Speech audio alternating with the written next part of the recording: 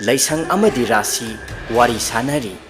Karino napana sana hainariba wadubo. Ha, karibu oigani.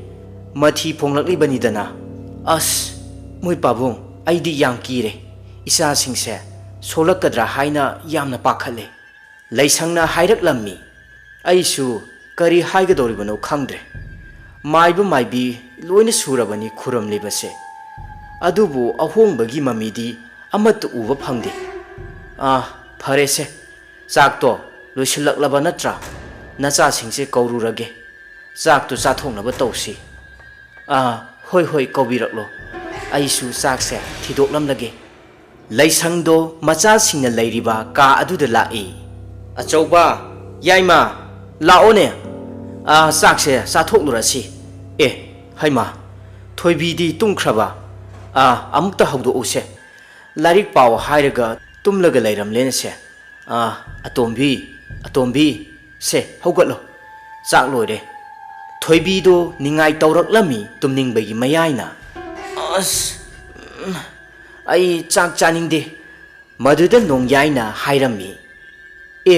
Karigino thoibi nga thonge. Wahai adu tabada thoibido mamit khangsing singlaklami aduga hairai. Aikhoigi nga thonge pabunga aigana leiruine. Ai kauruine. Lao adudi chak chaurase. Asi haina hairamduna mapagi makhutto paiduna chatkre. Chakhum aduda punna koisinduna chak chaminari. Asumna chak charingai matam aduda yumthaktuda nungjeng chairaklami.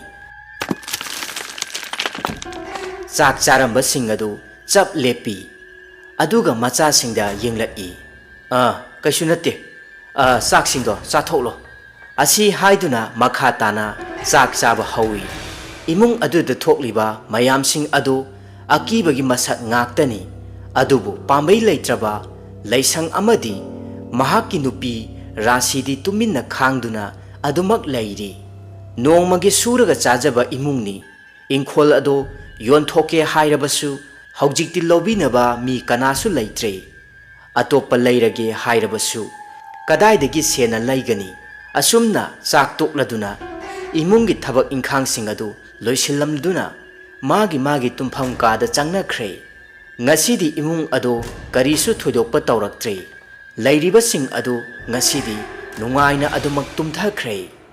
Asumna nongaladuna magi thabak singsu chatnanabani haiduna thawrang pumba tawnarami. Rasisu hathu imungi thabak sing adu loisilli.